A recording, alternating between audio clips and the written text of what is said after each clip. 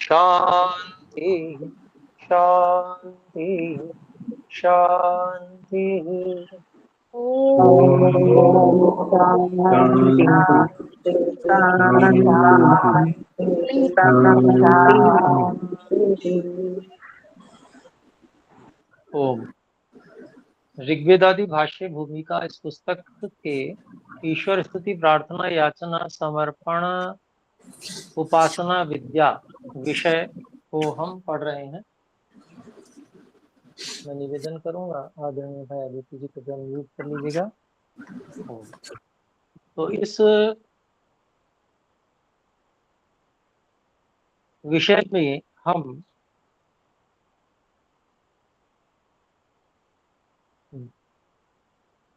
जो हमें यजुर्वेद के 3 मंत्र दिए गए थे जिनका संस्कृत भाष्य भी हमने पढ़ लिया था, और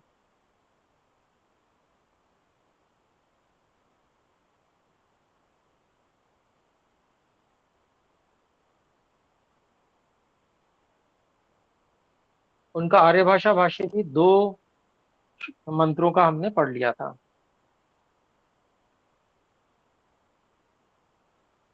और अब तीसरे मंत्र का और चौथा जो ऋषि यास्क जी के निरुक्त का प्रमाण है उसका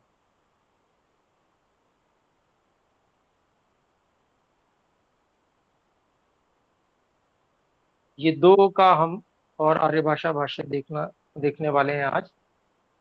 तो जो पिछला मंत्र था उसमें बहुत ही सुंदर ढंग से ईश्वर से प्रार्थना की गई थी, और उसमें भूमंडल पर चक्रवर्ती साम्राज्य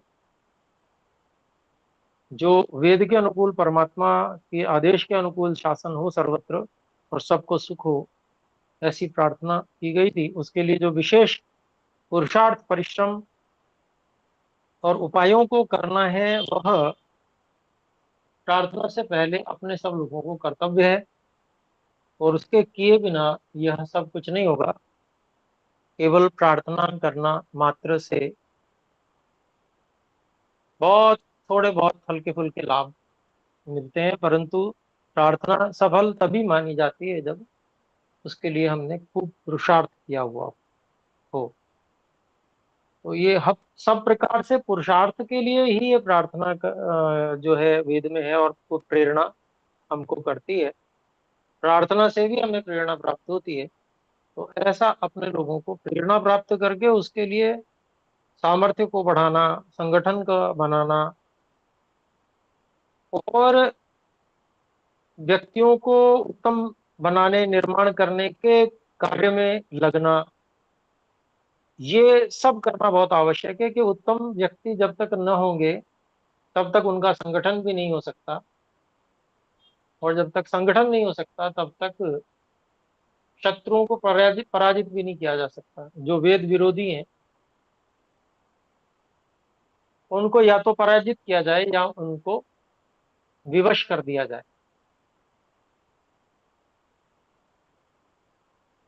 तो जिससे कि इस प्रकार का चक्रवर्ती साम्राज्य बने। तो यहाँ पर जो इस प्रकार का की याचना है, प्रार्थना है ईश्वर से, वह अपने लोगों को गुरुकुल शिक्षा प्रणाली के द्वारा पूरे भारत में निर्विकल्प रूप से गुरुकुल शिक्षा प्रणाली को लाकर और व्यक्तियों के निर्माण के द्वारा वो संभव है।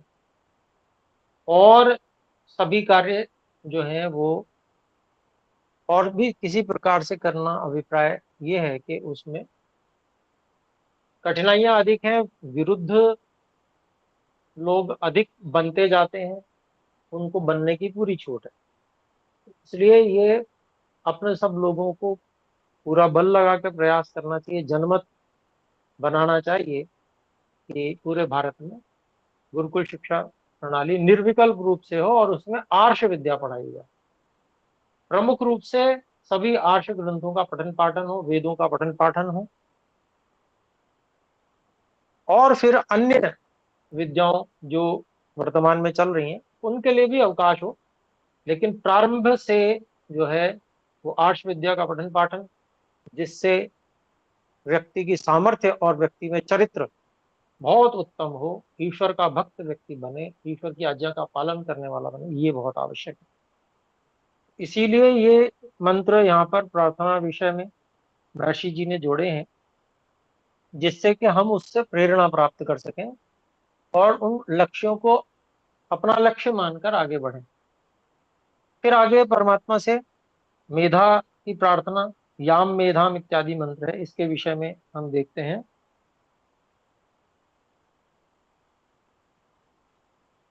इस मंत्र का यह अभिप्राय है कि हे परमात्मा, आप अपनी कृपा से जो अत्यंत उत्तम सत्य विद्या आदि शुभ गुणों को धारण करने के योग्य बुद्धि है, उससे युक्त हम लोगों को कीजिए। अर्थात बुद्धि के बहुत सारे प्रकार हैं। बिल्कुल ठस बुद्धि, तमोगुण से भरी हुई बुद्धि। अब ऐसे बुद्धि तो अगर हम देखें तो बुद्धि जो ईश्वर ने बनाई है, बुद्धि तत्व जो बनाया है वो सत्व प्रधान है। मूलतः वो सत्व प्रधान ही है, और सबसे अधिक सत्व यदि कहीं है तो वो बुद्धि में ही है, सबसे अधिक मात्रा। तो ऐसा ईश्वर ने बनाया है, लेकिन जो हम शरीर इत्यादि साधन प्राप्त करते हैं और उससे जो हम अन्न आदि का सेवन करते हैं, उससे जो प्राण आदि बनते हैं, जो कि हमें ईंधन के रूप में प्रयोग करने होते हैं। ईंधन उस स्तर का नहीं होता जिस स्तर पर ये सारी विद्याएं प्राप्त तो हो सकती हैं। जब तक वो इस स्तर का नहीं होता, ईंधन से उतनी शक्ति प्राप्त नहीं होती जितनी शक्ति की अपेक्षा आवश्यकता है। तो यद्यपि जो बुद्धि तत्व है सत्व प्रधान ही, परंतु फिर भी वह, उसको जब सत्व प्रधान को सात्विक प्राण का सहयोग नहीं मिलता, शरीर आदि सात्विक नहीं होते, मन को हम सात्विक नहीं बनाते, तो ऐसी स्थिति में फिर उस बुद्धि का उपयोग भी, जो उसकी सात्विकता है उसका उपयोग भी नहीं हो पाता है। इसीलिए उसको कहा जाता है कि ये तमोगुणी बुद्धि वाला व्यक्ति, या ये राजसिक बुद्धि वाला व्यक्ति है। तो यहाँ पर भी वही हम प्रार्थना कर रहे हैं, और हम प्रार्थना को जब समझते हैं कि वास्तव में प्रार्थना क्या की जा रही है और उसका आधार क्या है, वो स्थिति हमें प्राप्त कैसे होगी, जब इसकी जानकारी मिल जाती है, फिर हम इसके आगे से प्रयास शुरू होता है कि हम वैसा करना आरंभ कर दें। फिर संकल्प करने होते हैं, निर्णय करने होते हैं, पूर्व तृष्णाओं और उन पर विजय प्राप्त करनी होती है, एकाग्र होना होता है, तब जाके उस प्रकार से हम जीवन जीना शुरू करते हैं, जैसी अपेक्षा आवश्यकता होती है उस प्रकार के प्राण के, मन की और शरीर की।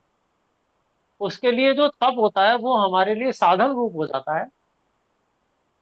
वो तप हमें हमें कष्टकर नहीं लगता। लोगों को ये लगेगा ये तो बड़ा व्यक्ति बड़ा तप कर रहा है, वास्तव में उस व्यक्ति को वो तप तप नहीं लग रहा होता, उसको उसमें आनंद आ रहा होता है। क्यों? क्योंकि उससे उसको लक्ष्य की प्राप्ति हो रही होती है। उसको ये पता चल रहा होता है कि मैं जैसे जैसे ये तप तपता जा रहा हूं, ऐसे ऐसे मेरी बुद्धि निर्मल होती चली जा रही है, मेरा बौद्धिक सामर्थ्य बढ़ता चला जा रहा है।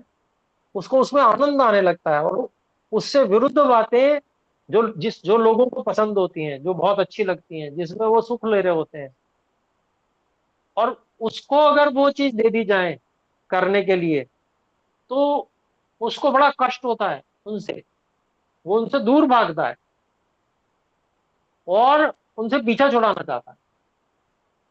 किसी तरह से ये जो वातावरण है, इस तरह के लोग हैं, या इस तरह की जो चीजें हैं, जिनसे मेरा बौद्धिक स्तर नीचे की ओर आ रहा है, जिससे मेरे प्राण की सूक्ष्मता कम हो रही है, जिससे मेरा अन्न सात्विक नहीं हो पा रहा है, मन सात्विक नहीं हो पा रहा है, वह व्यक्ति उन सब चीजों को बड़ा कष्टकर समझता है।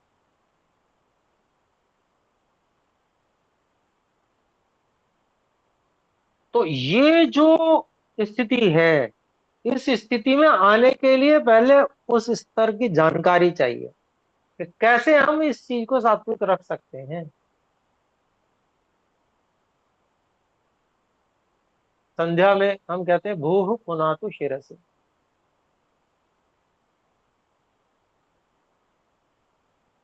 वैसे तो हम प्राणों के भी प्राण परमात्मा, आप सिर में पवित्रता कीजिए, उसमें हम कहते हैं। पर हमें ये भी तो पता होना चाहिए कि शरीर में प्राण का स्थान कहाँ पर है, उस स्थान को हम किस प्रकार से सशक्त बनाएं और उसको शुद्ध कैसे रखें। क्योंकि ये तो चाबी है, कुंजी है। इस चाबी के बारे में जिसको पता चल गया, वो उस चाबी पे काम करेगा और उसको परिणाम सिर में अपने आप मिल जाएगा।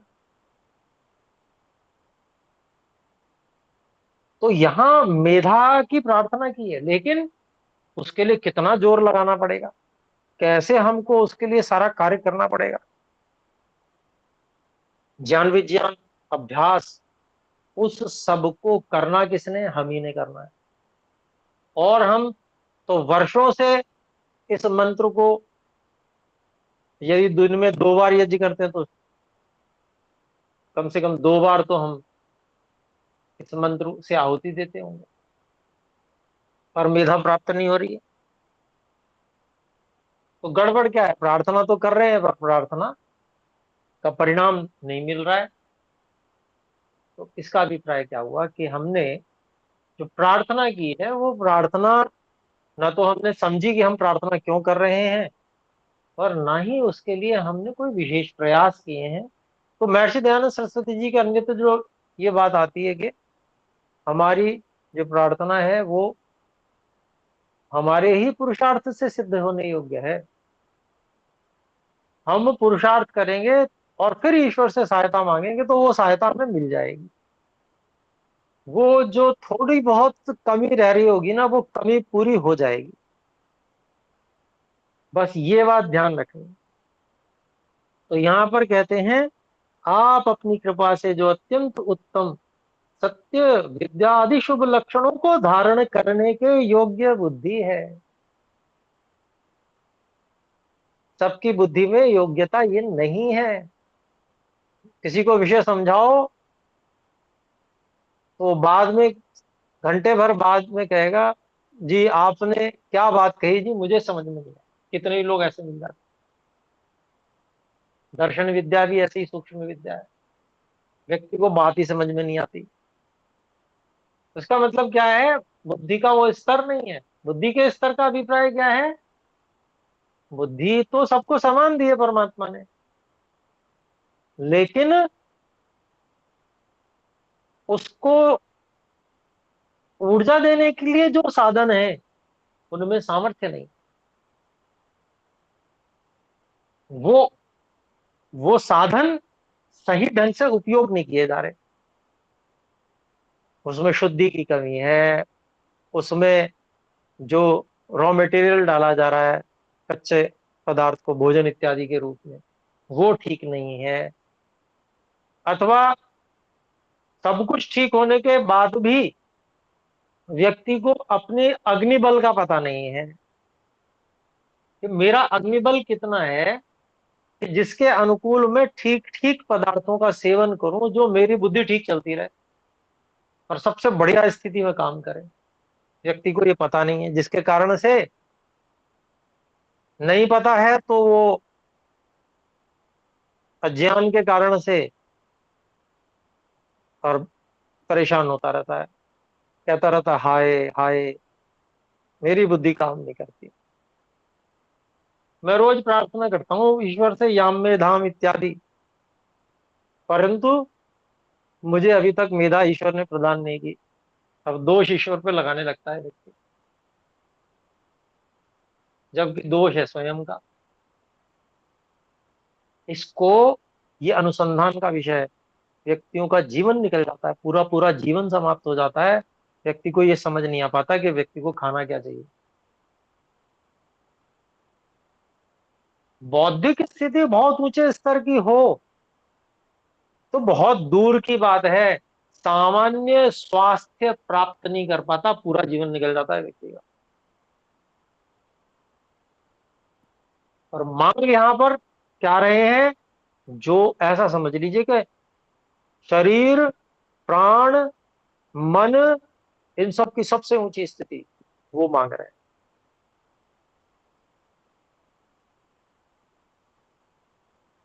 तो यहां पर बड़ा पुरुषार्थ करने की आवश्यकता है।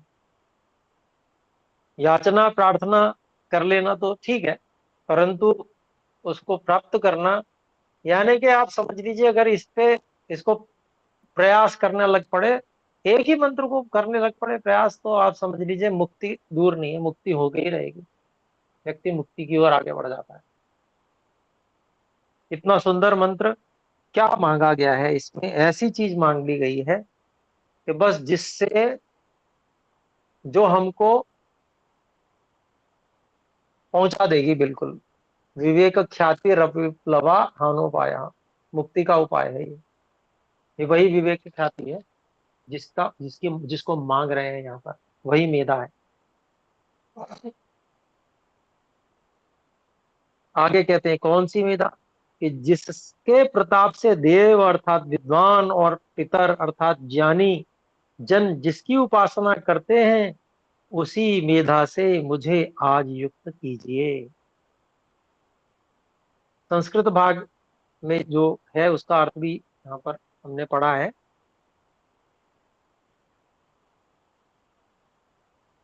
जिससे युक्त होके हम लोग आपकी उपासना सब दिन करते रहें। तो कैसे समझ में आएगी बात, तो उदाहरण से समझ में आएगी भाई। हम ही नए थोड़ी हैं कि हमें को मुक्ति प्राप्त करनी है। पता नहीं कितने लोग मुक्ति में चले गए, पूरा इतिहास भरा पड़ा है, देख लीजिए, उपनिषद उठा के पढ़िए, कैसे कैसे हमारे पूर्वज विद्वान हुए हैं, कैसे कैसे बुद्धिमान हुए हैं, और उन्होंने परमात्मा की उपासना की और वो मुक्ति को प्राप्त हुए हैं। तो जैसे वो हुए हैं ऐसे ही मैं भी हो जाऊं, तो अभिप्राय क्या है, कि जैसे वो मेधा को प्राप्त हुए ऐसे मैं भी प्राप्त हो जाऊं। इसका अभिप्राय केवल कहने मात्र में नहीं है, इसका अभिप्राय संकेत में है, कि ईश्वर मंत्र के द्वारा हमें संकेत कर रहे हैं कि भाई इतिहास पढ़ो उठा के, देखो कैसे क्या कैसे किसने किसने क्या क्या तप किया था। इतिहास सर्वथा लुप्त नहीं होता है, बहुत सारा इतिहास अभी भी बचा हुआ है जो हमारा मार्गदर्शन कर सकता है। हमारे ऋषियों ने जीवन को कैसे जिया, हम स्वयं महर्षि दयानंद सरस्वती जी के जीवन को ले लें, ऐसा महान जीवन कम ही देखने को मिल पाएगा। और उसपे कार्य भी बहुत सारे ऐसे बड़े बड़े महान सज्जनों ने उस पर कार्य किया है। देवेंद्र नाथ मुखोपाध्याय जी, पंडित लेखराम जी, ऐसे ऐसे महान, जो तपस्वी कहना चाहिए, जीवन लगा दिया, कहां कहां नहीं गए वो। जिस जिस व्यक्ति, जिनके विषय में सुना कि वो व्यक्ति महर्षि दयानंद सरस्वती जी से मिले थे, उनके पास चले गए, चाहे कहीं रहते हो, कैसे भी जाना पड़ा, गए और उनकी पूरी उनसे पूरे विवरण लिया क्या क्या हुआ था। ऐसे इतिहास लिखने वाले लगभग समकालीन, थोड़ा बहुत अंतर है। अगर हम अरबों वर्ष के समय को देखें, पूरी सृष्टि काल, तो महर्षि दयानंद सरस्वती तो हमारे बिल्कुल निकट हैं। 200 साल कोई बहुत बड़ी चीज थोड़ी होते हैं, बहुत बड़ा समय नहीं होता है। और पंडित लेखराम जी तो जैसे बिल्कुल निकट के हो गए। उन्होंने इस प्रकार से इतना सुंदर इतिहास का विवरण पूरा एक एक खोज कर लिखा है, सब अपने पास में उपलब्ध है। और भी कितने ही ऋषियों का इतिहास पूरा, कैसे तप किया, उपनिषदों में देखिए। तो वो हमारे लिए मार्गदर्शन है, उस ओर संकेत कर रहे हैं मंत्र के माध्यम से परमात्मा से। तो प्रार्थना तो कर रहे हो, पर प्रार्थना में मार्ग कैसे मिलेगा, कैसे हम उस मेधा तक पहुंचेंगे, उस मेधा तक पहुंचने का मार्ग यहाँ पर बताया जा रहा है। क्या, कौन सी मेधा, कि जिसके प्रताप से देव अर्थात विद्वान और पितर अर्थात ज्ञानी जन जिसकी उपासना करते हैं, उसी मेधा से मुझे आज युक्त कीजिए, जिससे युक्त होके हम लोग आपकी उपासना सब दिन करते रहें। और जिन ऋषियों की बात हम कर रहे हैं, वो सब ऋषि भी इसी प्रकार के ईश्वर से सदा युक्त रहने वाले हुए। तो उनका मार्गदर्शन, उनके जीवन का मार्गदर्शन हमारे लिए क्या है, अत्यंत पथ प्रदर्शक है। तो जैसे उन्होंने किया ऐसे ही मैं भी कर लूं, जैसे उनको प्राप्त हुआ ऐसे ही मुझे भी प्राप्त हो जाए, वो सब बातें इसी में सम्मिलित हैं। और स्वाहा इस शब्द का अर्थ निरुक्तकार यास्क मुनि जी ने अनेक प्रकार से कहा है, सो लिखते हैं। तो अब जो निरुक्त का वाक्य है, उसका भी यहाँ पर हम आर्यभाषा भाषी पढ़ रहे हैं। सु आहेति वा, सब मनुष्यों को अच्छा, मीठा, कल्याण करने वाला और प्रिय वचन सदा बोलना चाहिए।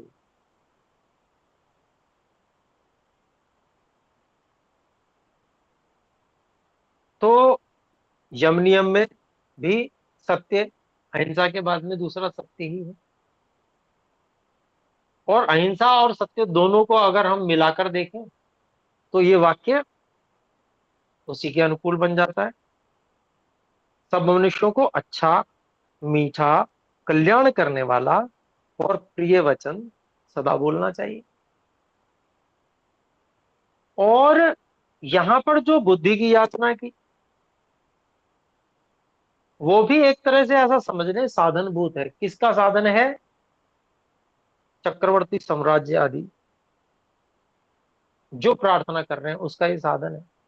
अगर इतनी विद्याएं हम प्राप्त नहीं कर सकते हैं, हमारे पास इतनी सूक्ष्म बुद्धि नहीं है, तो हम ये इसके योग्य भी नहीं है कि हम पूरे भूमंडल पर चक्रवर्ती साम्राज्य की स्थापना कर पाए। इसलिए सबसे पहले यदि उसके लिए भी आवश्यकता, वैसे तो ईश्वर प्राप्ति के लिए, ईश्वर की शरण प्राप्त करने के लिए, मुक्ति प्राप्ति करने के लिए भी वो तो चाहिए ही चाहिए, अत्यंत सूक्ष्म बुद्धि। परंतु वो तो एक पक्ष हुआ, परंतु दूसरा पक्ष क्या है, सांसारिक पक्ष है, जिसमें हमने प्रार्थना की कि हम हे ईश्वर चक्रवर्ती साम्राज्य बनाए। उसके लिए भी इसकी बहुत अधिक आवश्यकता है, और ये साधन हुआ है। यदि हम इतना तप करने में समर्थ नहीं है, तो व्यर्थ है सब स्वप्न देखना ऐसा। और ये जो इतनी निर्मल बुद्धि है, वह सु आह इति, इसके बिना भी नहीं मिल सकती। अभी हम जो देखते हैं आर्यों का हाल क्या है, नाम से आ रहे हैं परंतु आपस में भी व्यवहार सत्य का नहीं रहता, एक दूसरे में विश्वास ही नहीं है। जब व्यवहार ही नहीं है तो विश्वास क्या होगा। तो यह मूल मंत्र है संगठन का, कि हम विश्वास योग्य बने और दूसरे को भी विश्वास योग्य बनाएं। हमारे आचरण से दूसरे भी वैसे ही बनेंगे।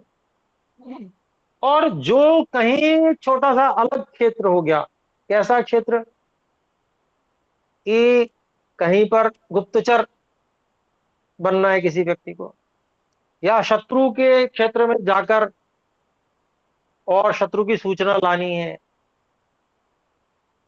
इत्यादि जो कार्य हैं, या इस प्रकार के दुष्ट लोग हैं जो दुष्ट लोगों के बीच में जाकर उनकी सूचना लाकर उनको नष्ट करना है, ये कुछ छोटे छोटे क्षेत्र क्षेत्र हैं जिनमें इस प्रकार के, एक तरह से जिसे हम अभिनय कहेंगे, नाटक करना,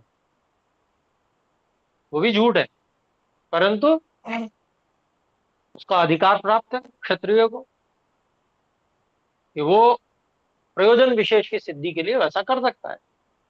लेकिन उसका प्रयोग आज कहां पर हो रहा है?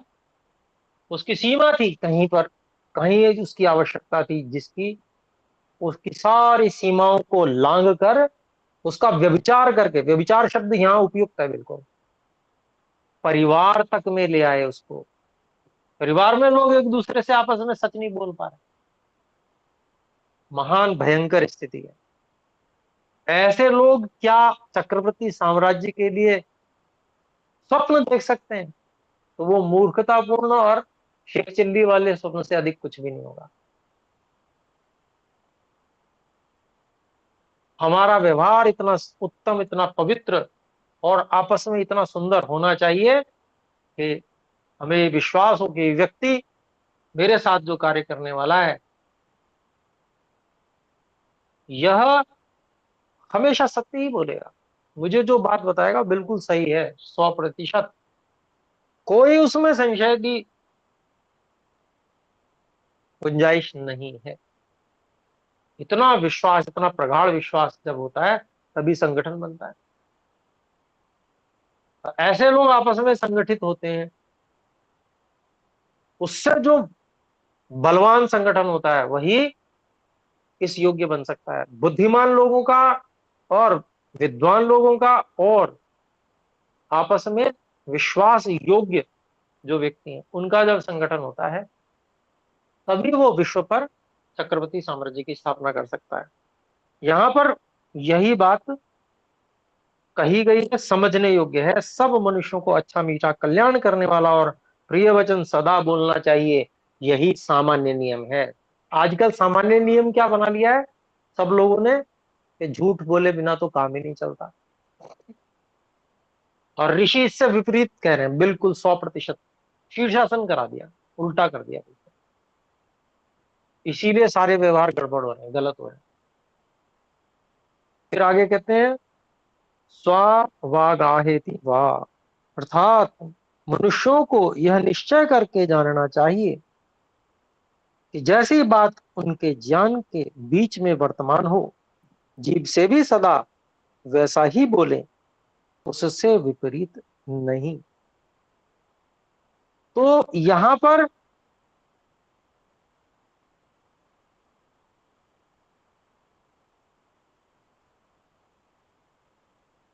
बहुत सुंदर बात कही है। कम से कम इतना तो व्यक्ति कर ही सकता है। ये वैसे कम से कम वाली बात है। क्यों कम से कम वाली बात है? इसलिए क्योंकि बोलने से पहले अपने ज्ञान का परीक्षण कर लेना भी अपना कर्तव्य है।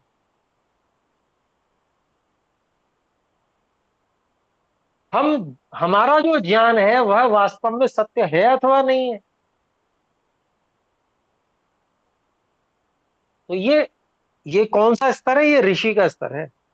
ऋषि ऐसे ही करते हैं। ऋषि जो बात बोलेंगे, उनकी जो कोई बात होगी, उनकी जो वाणी होगी या उन्होंने कोई लिखा होगा, वो इस परीक्षण के द्वारा पूरा सिद्ध होके उसके बाद में वो निकलेगी, उससे पहले उनकी वाणी नहीं निकलेगी।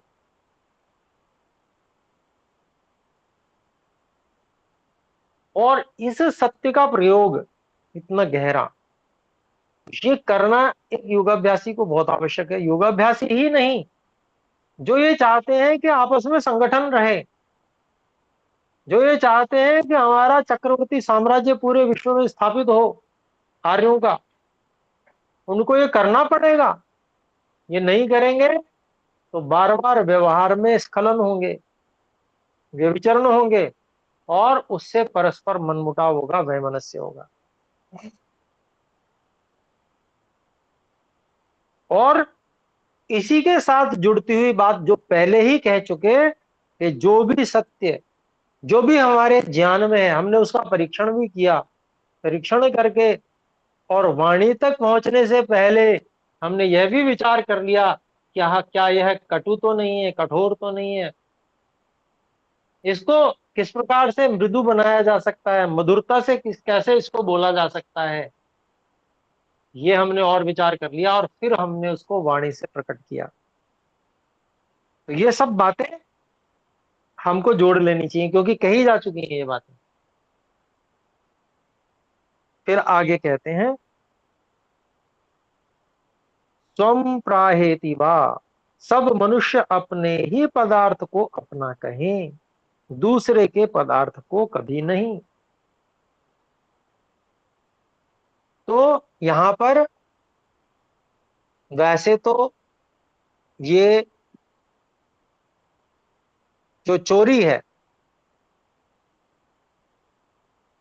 उसमें जो तीन विभाग किए जाते हैं, शरीर से चोरी कर लेना, या वाणी से चोरी करना, या लिखित में कहीं अपना नाम लिख देना किसी और की बात पे,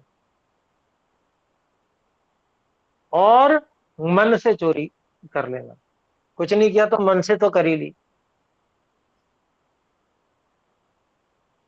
उसको यहाँ पर वाणी से जो चोरी व्यक्ति कर सकता, उसके लिए यहाँ पर, क्योंकि वाणी का यहाँ विषय विशेष है, इसलिए यहाँ पर लिया गया है कि सब मनुष्य अपने ही पदार्थ को अपना कहें। अब ये पदार्थ में सब कुछ आ गया जी,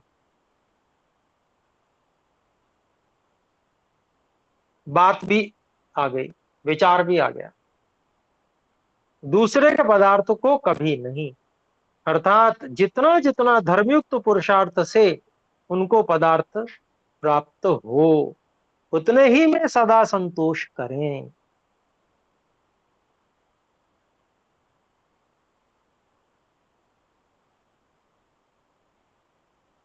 तो यहां पर संतोष को साथ में जोड़ा गया, क्योंकि सभी चीजें एक दूसरे से जुड़ती हुई हैं। जो यम है और नियम है, उनमें भी आपस में बिल्कुल जुड़ता हुआ है। अगर हम कहीं नियमों का पालन नहीं करेंगे, तो कहीं ना कहीं यमों को पालन करने में भी छूट हो जाएगी, चूक हो जाएगी। क्योंकि जो व्यक्ति संतोष का पालन नहीं करेगा, उसके मन में लोभ आएगा, लोभ आएगा तो वो चोरी करेगा, सूक्ष्म स्तर की करेगा, स्थूल नहीं करेगा। तो यहां पर जितना जितना धर्मयुक्त पुरुषार्थ से उनको प्राप्त पदार्थ प्राप्त हो, उतने ही में सदा संतोष करें। फिर है, सभी कुछ स्वाहा के अंतर्गत आ रहा है, देखिए, स्वाहुतम इत्यादि, अर्थात सर्व दिन अच्छी प्रकार सुगंध आदि द्रव्यों का संस्कार करके सब जगत के उपकार करने वाले होम को किया करें। तो ये भी आ गया कि स्वाहा से हम बहुत अच्छी प्रकार से सुगंध आदि द्रव्य, जो चार प्रकार के महर्षि जी बताते हैं, वो सभी उन द्रव्यों का संस्कार करके और सब जगत के उपकार करने वाले होम, अर्थात अग्निहोत्र की क्रिया को भी किया करें। वो भी स्वाहा के अंतर्गत ही आ गए। और स्वाहा शब्द का यह भी अर्थ है कि सब दिन मिथ्यावाद को छोड़ के सत्य ही बोलना चाहिए। अब सत्य बोलने में क्या क्या ध्यान रखना है, वो सारी बातें भी इसमें आ चुकी हैं। तो ये है अभिप्राय स्वाहा का। और स्वाहा स्वाहा अगर हम दिन में 2 बार करते होंगे, तो कितनी बार बोलते हैं, एक बार करते होंगे तो भी बहुत बार बोलते हैं, परंतु उसका जो अभिप्राय है उसको यदि जीवन में ले आए तो जीवन आनंदित हो जाए, बुद्धि निर्मल हो जाए, और फिर उसके आधार पर जो विद्याएं प्राप्त हों और जो संगठन बने, उससे न केवल अपना कल्याण हो, न केवल हम ईश्वर को प्राप्त करें, बल्कि चक्रवर्ती साम्राज्य स्थापित करके पूरे भूमंडल पर जितने भी मनुष्य हैं उन सबको उस ओर प्रेरित कर सकते हैं। तो ये कितनी सुंदर प्रार्थना इन मंत्रों में है, और कितने सारे संकेत हमें यहाँ पर प्राप्त हो गए हैं, उन सबको हमको ग्रहण करना है। और अब हम आगे ईश्वर ईश्वर स्तुति प्रार्थना याचना समर्पण उपासना विद्या विषय के चौथे मंत्र की ओर चलते हैं। और यह चौथा मंत्र ऋग्वेद का है, मैं इस मंत्र को पढ़ रहा हूं। ओम स्थिरावः सन्त्वायुधा पराणो देवी उत प्रतिष्ठवे युष्माकमस्तु तरीषि पनीयसीमा मर्त्यस्य मायिनः। इसके बाद में दो मंत्र और यजुर्वेद के भी हैं, ये भी मैं पढ़ता हूं। इस प्रकरण का पांचवा मंत्र। ओम ईशे पिन्वस्वोर्जे पिन्वस्व ब्रह्मणे पिन्वस्व क्षत्राय पिन्वस्व द्यावा पृथिवीभ्यां पिन्वस्व धर्मासि सुधर्मा मे यस्मे गृह्णानि धारय ब्रह्म धारय क्षत्रं धारय विषं धारय। और यजुर्वेद का इस प्रकरण का छठा मंत्र। ओम यच्चाग्रदो दूरमुदैति दैवं तदु सुप्तस्य तथैवैति दूरंगां ज्योतिषां ज्योतिरेकं तन्मे मनः शिव संकल्पमस्तु।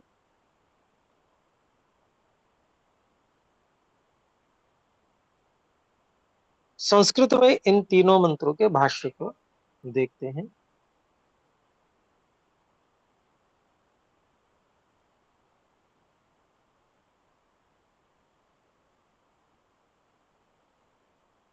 यहाँ पर एक और मंत्र का थोड़ा सा भाग दे रखा है, उसको मैं भी पढ़ता हूँ, वो भी यजुर्वेद का ही है। ओम वाजश्च मे प्रसवश्च मे प्रयतिश्च मे प्रसितिश्च मे धीतिश्च मे क्रतुश्च मे इत्यादि।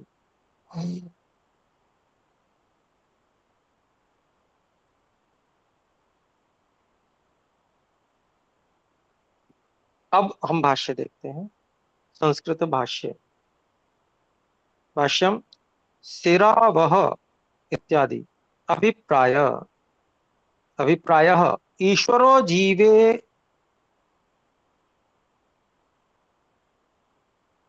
य आशीर्ददाति इति विज्ञेयम्।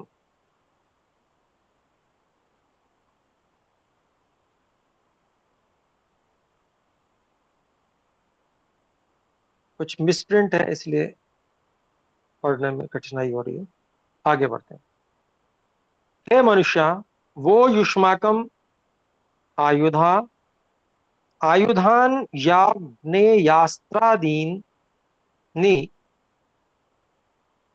शतग्नि भुषुंडी धनुर्वाणास्यादीनि शस्त्राणि च स्थिरा मदनु मदनुग्रहेण स्थिराणि सन्तु पराणुदे दुष्टानां शत्रूणां पराजयाय युष्माकं विजयाय च सन्तु तथा वीळु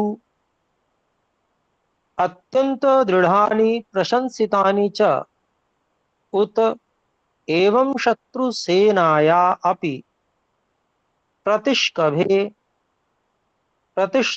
स्तंभनाय पराङ्मुखतया पराजयकरणाय च सन्तु तथा युष्माकमस्तु तवीषी इत्यादि।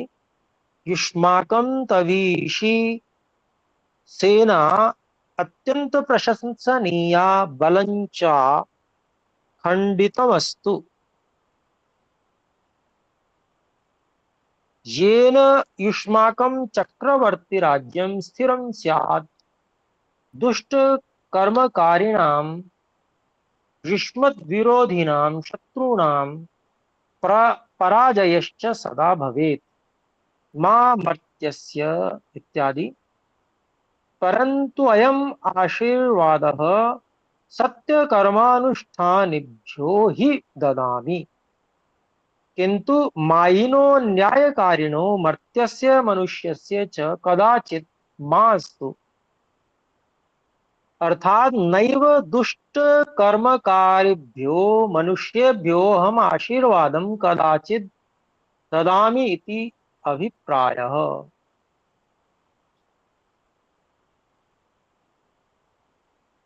यह चौथे मंत्र का संस्कृत भाष्य है। तो आज हम इतना ही पढ़ते हैं, इससे आगे का हम अगली कक्षा में पढ़ लेंगे। समय हो चुका है, आइए मिलकर एक बार ओम का उच्चारण करें। ओ धन्यवाद महोदय। नमस्ते सभी आचार्य को जी। सादर नमस्ते जी, धन्यवाद। नमस्ते आचार्य जी। धन्यवाद जी।